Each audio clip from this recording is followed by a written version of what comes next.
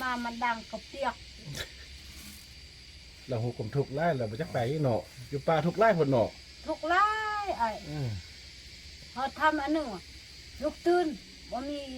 มีเข้าไปขุดมันบ่ไปโน่นนี่ฮะเขาเบิ่งเอาเสียมหักทง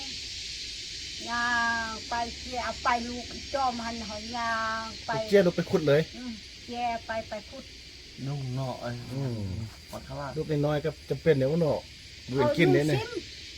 เขาขุดมันเขาเห็ดกินที่นี่ลูกเห็ดที่นี่เอาปลาห่มนี่เขาเจียคือคนไทยเห็ดเจียเขาเอาชิ้นหันเขาฟันเอาด้ามหันเขาชุบแล้วเขากลนข้าวพวกข้าวเขากลนลบจนเขาเนาะมันบอก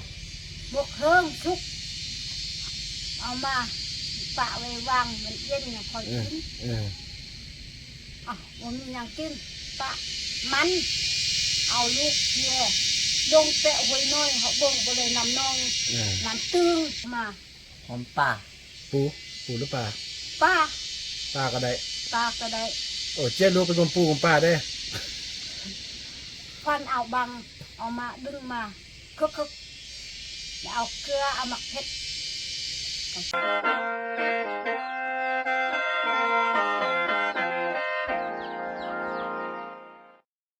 เรานั่งอยู่หันเป่าเขาว่าปลาเป่าคาเท้าบ่เห็นอันนั้นมันก็สะเป่าบ่อันนั้นมันคนลาวมันคนเพราะเราจ้อยแล้วทำไมเนี่ยเข้ามาเที่ยวลิ้นเกือบกับทื่อโซ่กระคาดเสื้อกระคาดแล้วมันปลาเป่าเห็ดเป่าจานปลาทุ่งน่ะยางนั้นอันเขาพามาไปย่างไอ้บอกว่าย่างไม่ผู้สายมาเรื่องถึงมาอันอีจอมที่มาสนุกว่าแม่เนี่ยตาเฮาอีจอมเฮารวมกันนะว่าค่ากินบอกนู่นค่ากินบอกว่ามีอยากกินเศร้าวันนี้อีจอมก็ลูกพายทุ่งอีโยงก็ลูกจับเป้าค่อยกับลูกจับมีดอีนุ่นก็ลงมามันก็นั่นก็ป้าตอนตีลูกจับมีดจับเป้ามาเลยว่าค่ากินเศร้าแต่ไม่ได้กินย่านโอ้พายทุ่งแล่นเลยบอกปนีว่าครูเข้ากันเลยนะมานี่คนป้าดีมักกินคนเอาสีครูเข้าไปเลยป้าเล่นมาจะเป็นลมเบาๆย่างก่อนจีรีเอาบ่มียังกินมาสิข้ากินเถอะสิเฮาลมกัดมาข้ากินบอกเจ้ามาข้ากินบอกว่าพวกเจ้ากินหัวจะคอยจะกินกล้วยเอาตามันเป็นอินนูนนั่นลุกขึ้นมาไปแล้ววันนี้เปิดเลยจะเป่าจะมีใหม่รักเลยคือก็ได้พายเป่ามันเป่าเขาปาที่เฮ็ดคือแบบพุ่งเลยนะพายนั่นนี่แหละเกิดผมมีจะดุ้งเครื่องดีเครื่องข้าทมกันยาวแล้วก็หน้ากับเรื่องหรือเท่าว่าจะฆ่ากินไว้ที่สุดเอาหมดเลยถ้าปิดเบาๆยังเบายังก็บ่บ่อ่านนี่ถ้าว่าจะฆ่ากินพากันเตรียมตัวตัวจะโอ้เราไม่ได้ที่ฆ่ากินเลยมันนี่เลยเท่าไรไล่เต็มเลยเท่าไรเลยไอ้จุกมาเหยียบจุกเตือเลยมันย้าหมอแอร์ได้เนาะอีจอมอียงเห่าบรุนยางไปพุ่น3 คนเท่าไรจับมีดเด้อีจอมบัดเปทงคือจิฆ่าแต่อีอันยงอันจับเป้าคอยจับเป็นปากมาแต่ว่ากูไล่มันเลยบ่เบิ่งเลยดับมันจิฆ่าแทนตีว่ามันว่าจิฆ่าใช่ไหมเขาว่าคนปลากินคนเนาะน้าก่อนจะไปตัวเขาก่อนเขาได้ไปบานคนปานเขาบอกกินคนเลยจะประมาณเยียบแล้วมั้งนั้นยานสุดบเลียวนาเลยเหม็นมากน้ำตาย5 ปีเลยเนาะท่านอื่นคอยยาคือมาคอยย้อนมันก็ต้องมีคนจริงเพื่อนคนจริงเห็นเท่าก็อยู่นี่แบบนั่งอยู่นี่แบบคอยย่างแหละเป่าป่าเห็ดคือทุ่งนั่นนะแล้วก็เป่าสีขาวเป็นป่าเห็ดเป็นทุ่งเห็ดเป็นทุ่งแล้วเกิดไปที่โถเสื้อส่งกับทรงคาบเสื้อคาบพายมาดิดักเนี่ยพายต้องมาดิดักเยอะเอาเท้าเบิ่งกับประหลาดข้ามบอกว่าอย่างนี้นะ เกือบกับเพื่อนอีกนี่ บ่มีเกือบมาไปยืนอยู่เพื่อนในคู่นะเบิ้งอันนี้พวกนั้นนะ ซอกลักโอ้ขนาด นะ ตรงนี้ซอกลัก แล้วลงมาหันเท้าหันย่างไปหันข่อยก็เอิ้นอีกจอมก็ว่าจอมลงนุ่มอันนี้มันเกลือมันบ่มีมากินเศร้าไปกินหยังถ้าว่าอันนี้ต้มกินบ่มีมากินอ้าวตาวทุกเลยนะบ่ได้จอมปลิ้มลงว้าว โอ้ มันนู่นก็ตั้งอยู่พุ่นครึ่งละเบิ่งอีจอมพายธงลงมาแล้วเบิ่งอีโยงไปจับธงค่อยก็จับเป็นบางอีกลงมาอ้าวตัวไวแล้วมันนี่ ตาแจ๊ก ไป ว่าเนาะ ตัดแช่งเข้าไปปั๊บตัวไวตัว ย้ำมันเดี๋ยวท่าจังกดตอบยังเนาะมันจะคล้ายกินสัญญาณเนาะ ไวครับแต่ว่าจะคากินต้มกินบางอย่างกินป้อไว้แต่ว่าบ่เบิ่งนั่งแล้วมันนี่นะเบิ่งแต่ทางเล่นมันแหละ ไว้ซึ้งติดจอบแม่ไอ้คนนั้นแล่นก่อนมาบึ้งไปแทบไปว่าคือไหวปั่นอย่างทำอิดคอยย่างคือทุกไก่แหละบอนี่คอยไปเอาแต่ว่าจะคากินเอาไว้แถวว่าเบิ่งสาวลีที่หัว ลียังบอกว่าค่อยกะยากกินคือกัน ลีว่าทำอะไรแล้ว โอ้ยตื่นให้บอกเขาตื่นปะนี่นะหลับต่อ เป็นคนหรือรับเนาะ มันรับก็รับดูเพราะสมองเต็ม เบิ่งลูกกูที่เขาได้เนี่ย3-4แล้วได้เนาะ โคตรซี่เลย มาบดีมันบอกผู้นี้เป็นลูกผู้ที่4เจ้าแล้วเนาะ โคตรซี่มันยังพยอนนะเอาเติมนะ วันนี้เอากับเจ้าที่เติมผู้หนึง เราจะเอาผู้หญิง เอาผู้หญิงบางทีได้ผู้หญิงกับเจ้านี่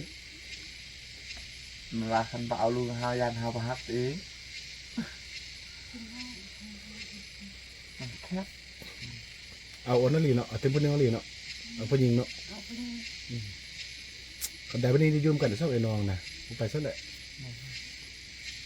อันนี้ถ้าพวกแพ้ป่า อืม มันเวลาอยู่บ้านเนี่ยค เรา นบ้าน แล้วก็แม่บุพาเขาเด้รถแคนติ๊กบุพาเขาไปมันสิไปแน่ แม่นโอ้นั่น เนาะแคนติ๊กบุพาไปเขาป้ารถทำไปแล้ว เอาไป อยู่เป็นคนบ้านเด็กลาบดีเขาเห็นแล้วปัญญา ช่างหันไปคอยยุ่งเย็นแล้วช่างนั้นเยอะแล้ว นี่รถอยู่ป้ามันอยู่นี่แต่ก็กินเต้ากินว่ายหันอยู่ กินเต้ากินว่ายกินปูนู่น แม่นเอ้ยติดต้นไปยุ่งงามนี่ยุ่งบักกะลาย แล้วเป็นไข้เป็นยังมากกับจิป้วกันไปตามนั้นใช่ไหมเนาะ โอ้ทรงหนึ่งมันไข้ออกตุ่มป้าสักยาใส่มาต้มยาอันนี้กินดีอ่ะคิงพาลูกไปป่าอีก เป็นแน่กันบุรุษไข้แล้วก็เอามาอีกแหละย้ำบอกเขาไปว่าลูกผู้น้อยอย่าฝนว่าพาไปอย่าฝนน่ะมันอยู่ยากเด้จากฝนตกเนาะเปียกเด้ ตกก็เปียก ทั้งปิ้งทั้งยุ่งทั้งคาก ภาคล่าสุดเลยว่า ใกล้ พายุถาก คือเขายังลูกชาวอีจอมหันคนชื่อเดิมบ่ได้ควันเอามามุ่งคำน้อยก็เขาบอกว่าควันเอาตรงมะกล้วยหันมามุ่งบ่บ่ เว้ย มุ่ง ฮะ บ่มุ่งบ่แม่นลูกเขาลูกของเขา เนี่ยแล้วเจ้าเห็นมุงเองวะ เอาหักมุ่งควันเอาแจ้ลูกเขาไปควันไปเอาซ้ำนิดนึงมามุ่ง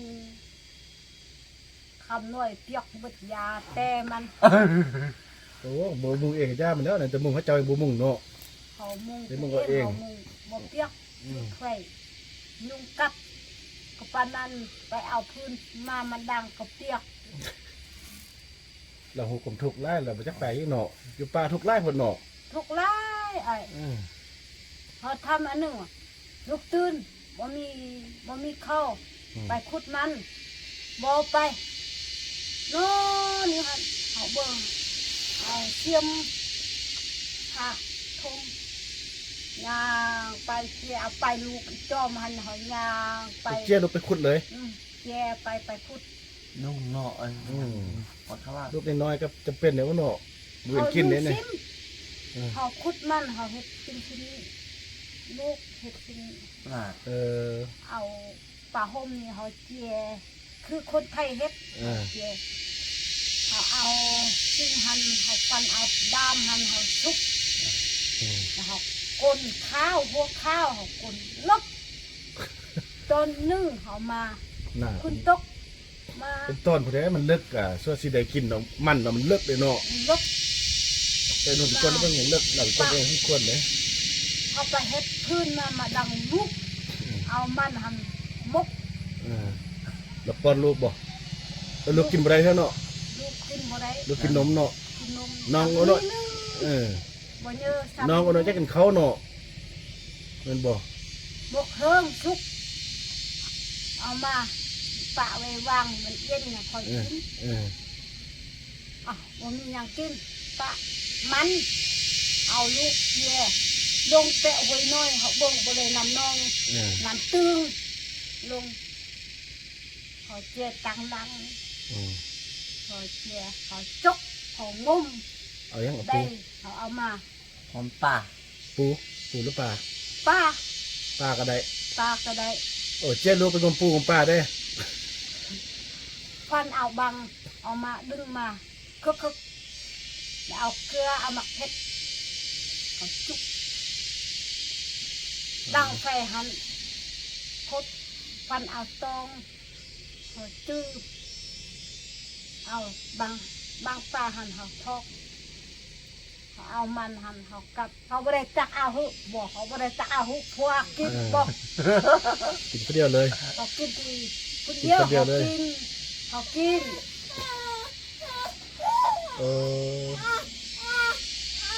ทุกโอ้เนาะเป็นแต่ให้ตัวเองแบบเนาะเจ้าลูกตื่นเนาะเจ้าลูกไปก้นมันเด้ คนมันแดจกปู ปู จ แด กปลาแด ส่วนสิได้กินเนาะวันนี้มันต้องไปปลาแล้วบ่ได้เมื่อยแล้วว่าอย่างบอกถ้าเป็นสิ่งที่เจี๊ยบไปเอาเนาะ ฉันนี่เกลียดไปแล้ว ที่จะก้นมันแล้วซ้ำเนี่ย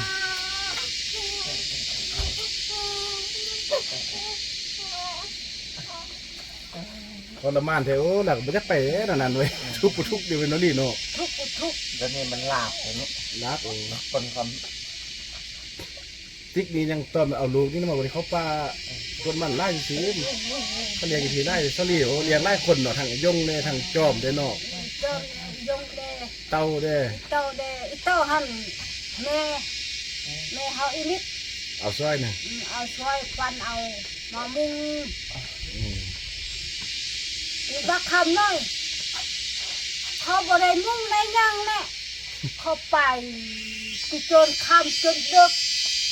คุณจกมาเปียกมัดช่วงผมเปียกเขาเปียกเขาไปนั่งอยู่เปะคุณจกมาเปียกเขาบ่ได้มุ่ง เพราะนั้นตัวเองเรียกกันอย่างบ่มุ่งกับตัวเองเนาะข่ม เดี๋ยว ขาด นี้ทำน้อยกับไอ้เอกเนี่ยไปอยู่ป่าคอยไปเสียเถอะบ่มีเงื่อนเลยนอนตามที่ดินหลัก คานพ่นเนาะ ผู้อื่นเนี่ยมี ถ้ายังมุ่งตู้มุ่งเฮือนไว้ด้วยเนาะ มีตู้มีเงินแบบทำน้อยกับไอ้เอกเนี่ยคอยไปจักเทื่อเนี่ย4-5เทื่อบ่แม่นเจ นอนแต่พี่หรือซื้อเนาะ แม่น่ะนอนตามที่ดิน ฝนตกไอ้นั่งอยู่ซื้อนั่นแสดง ฝ เขา นตกหลักกันนั่งจุ๊บเดี๋ยวนี้จะมีแล้วเดี๋ยวนี้ฝนตก บ่มีเขาไปแต่เฮือนก็ซื้อจุลี น่ะโอ้ เอามีเท่านี้ให้เราปลุกเฮือนน่ะไปตอนลาอยู่นี่ เออ มีเท่าเดียวเนี่ยปลุกแล้วไปพาดอยู่บนห้วยพอดี โอ้ หินห้วยน้อยเนาะ เออ นำไล่อยู่ท่านเนี่ยแล้วก็ปลุกเอาไม้พาดแล้วก็มุ้งมีเท่าเดียวท่านแล้ววะค่อยกับนอนเฮือนเราท่านเนี่ย เหรอน อนกันเองเนาะสั่นเท่าเดียวให้เราเฮ็ดเฮือนน่ะเรื่องมันก็เฮ็ดเลย เซาลี่นี่ตอนนี้ลาวเนี่ยมันผ่านความทุกข์มาเนี่ย เหมือนจะไปปลาตัวเนาะ เนี่ยรอดตายแล้ว ทุกใครเนาะส่วนจะได้กินมันเป็นก้นที่เป็นขั้นตอนผมเนาะ แม่น เลิกอ่ะ ลัก ก้นแล้วยังติดนมเอาผู้เอาปลาส่วนจะได้กินข้าวครับนึงแสดงเมื่อนั้นน้องกินข้าวปัดเดียวเลยกินเท่าเดียวฮั่น กินที่นั้น น่ะมือละเครือซื่อๆนะระวังเด้อเครื่องอื่นฮั่นเลยเท่าเดียวเร็วเลยเนาะโอ้ มาฮอดเขามาฮอดที่อีนี่กับคนไทยไปโลพุดเอามากินเขาว่ากินลูกอยู่เฮือนว่ากินไอหักไปคุณตกเยกมืนแย่ทลัด อืม ผู้ชายไปคุด เขามาแบ่งให้ดูเลย เขาก็แบ่งเขาต้มซุปเขามาแบ่งให้ มีบักคำน้อยโอ้ ขาดพดเนาะ ขานพดพื้นก็บ่ได้ไปเอาตู้ก็บ่ได้ไปฟันเอามามุง อืม ป้าก็บ่ได้ไปเฮ็ด อืม ที่คนไทย เขาเอามุงเขาเฮ็ดพื้น คนไทยเฮ็ดเพื่อเด้เนาะเพื่อบรรทุกคนเนาะเท่านั้นเนาะ เราคนไทยมันบ่ได้คนป่าเด้ลาวคนลาวก็ เขาไปเฮ็ดป้า อาณาพรไทยเนี่ยคนลาวก็ เขาสองคนลาว ถ้าขาเข้าไปอยู่ป่าอยู่เพื่อเป็นการย้อนอยู่ ตะกี้เขาแตกเขาเฮ็ดสแตกมาแต่ไทยเนาะมาแล้วลูกไปแล้วมาจบจูแม่อิดนี่ขับอินกมาเนาะมาอยู่น้ำเขาเลย พวกนี้แล้วเขาจะมีครอบครัวหนึงคนต่างหากแล้วเนาะ นั่นแหละเราก็มีอยู่คุณอยู่บ้าน มาเชื่อเอากันอยู่ป่าแล้วก็มัน นั่นแหละ อยู่กันเลย ค่อยจวบเราค่อยปี93จบเรา นี่ เราปิ้งก็หลับประมาณคนป้าคนแด